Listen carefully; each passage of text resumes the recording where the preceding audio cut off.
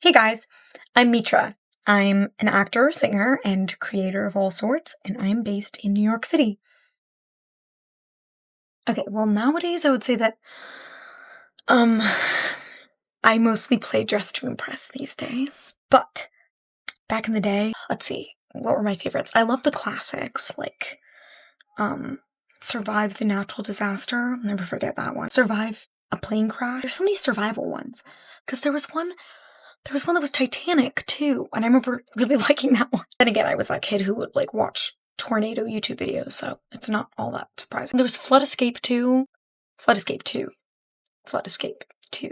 There's probably a Flood Escape 2 now, or 3, 4. And I do remember a game that was called Be Killed by a Speeding Wall. That one was really fun. And then there was a game back in the day where there was just a button, like a big button, and that's like the only thing in the game. And then when you press the button, everybody dies. Why do we just love games where we're getting slaughtered? Or trying not to be slaughtered? And then I liked like fight type games. It was when we were sword fighting on these like giant towers. There was like a few first person shooter ones that I would play, and there was like a pirate ship one. I feel like the cool thing about Roblox is that there's like everything on there. Like, it's hard for me to pick a favorite game because it's like there's so many different types of games that I can't even like compare them. Like, there's all the like life simulator games I used to play as a kid too. Like, and there was a community on there, and you'd kind of like role play with like people, and it was always like, oh, is this stranger down to role play? And you'd like get immersed in this world. I think it's so cool. My sister and I, we used to play one of the like town games, and we drive around in the police cars and just like go up to them and be like, "You're arrested." And some people would be like, "Hello, what have I being arrested for?" Because we're just like arresting them for no reason. Like, we'd come up with some reason that we're arresting them. And some people would be like, "Oh my gosh, you caught me. No." And they just would go along with it. But if you're down for it, it's like fun to get arrested.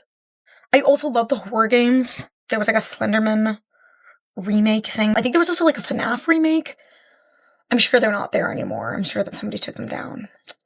But I was a huge Doctor Who nerd as well, and there was like a Doctor Who Weeping Angel game. There's a lot of games that like were on Roblox and then I feel like now are big. There was these games on Roblox called Murder Mystery 1, Murder Mystery 2, Murder Mystery 3, and it's literally just Among Us. And I also used to love doing the like obstacle course games, the ones where you're like jumping around and doing parkour. All the games are so different. They're so different. You could be on a moon base, you could be an astronaut, or you could be a police officer, or you could be a princess in a castle. Yeah, the cool thing about Roblox is I feel like you get to live 100 lives. It's kind of like you're crowdsourcing creativity. I don't know, it's just amazing what people make. Like, I remember I tried to make games too, and it was so hard. I think I probably need like an obstacle course or something, but I was so bad at it, and I was like, wow, how do people do this? And it's just amazing that like what people are able to create, like, and you just get to play people's games, and people have cool ideas, and they make it into something, and it's awesome. I get to benefit from everybody's creativities and everybody's like different minds, in the crazy way that people think, making like a getting killed by a speeding wall game that everybody's super into.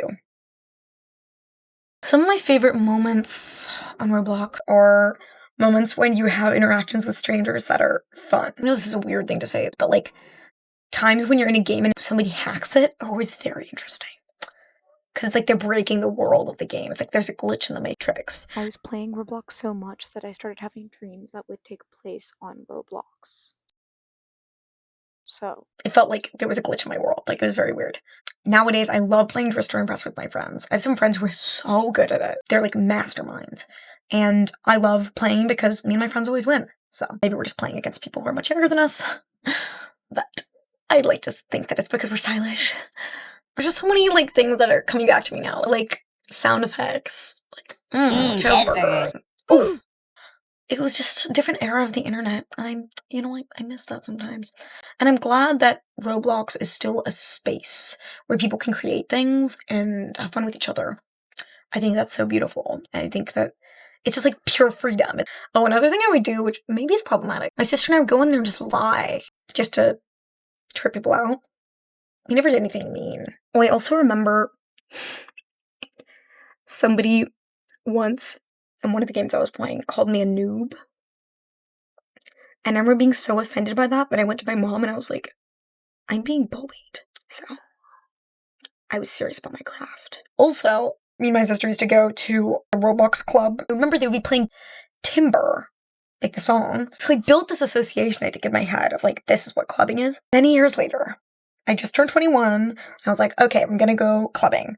And I'm on this rooftop in New York City. I have the audacity to go to the DJ and say, hey, could you play Timber? I had to make that fantasy come true. That's how important it was to me. Because it's not a club unless they're playing Timber. So I would love to say that my first clubbing experience was actually in Roblox. For sure. I mean, my sister and I were huge iMovie kids. Like, they had those, like, presets or whatever where, like, it was, like, dramatic and we'd have a certain type of music and we'd have a certain type of font and backdrop. We would make the most dramatic movie trailers for our dramatic movies that we were making with each other.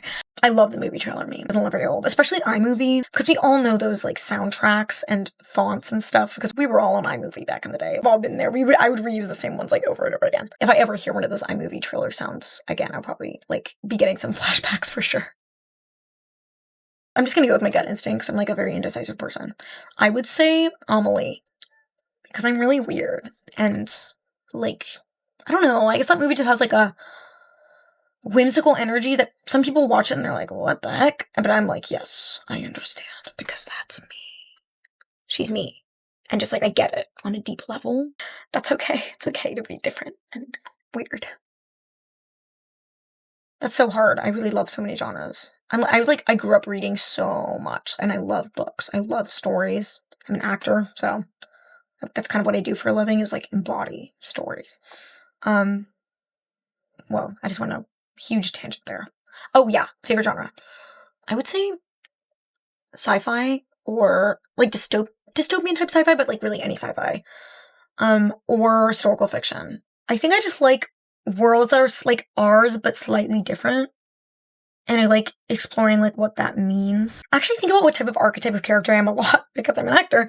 But I would say that in the sci-fi world, I would be like the annoying scientist lady who's like, I'm really ambitious and smart, and I'm gonna figure out this thing and this thing. I always wanted to be an astronaut as a kid, so I feel like maybe you know what? Maybe I'd be an astronaut. I also identify deeply with aliens. Like, I'm just kind of an alien. Like, maybe I'm actually not a human being.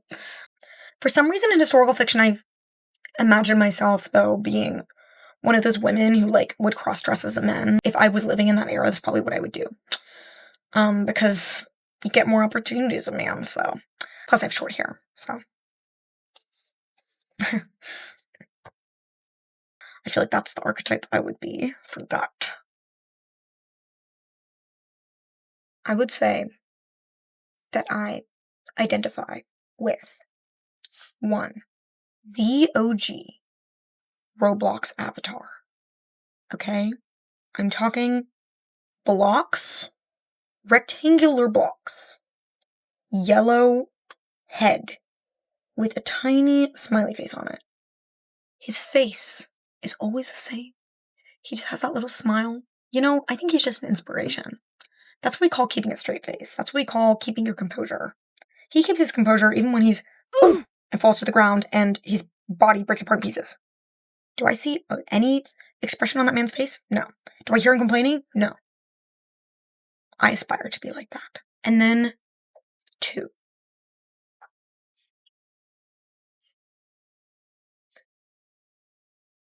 I don't even remember what game it was, but there was this game where you could make yourself into like objects and animals and stuff.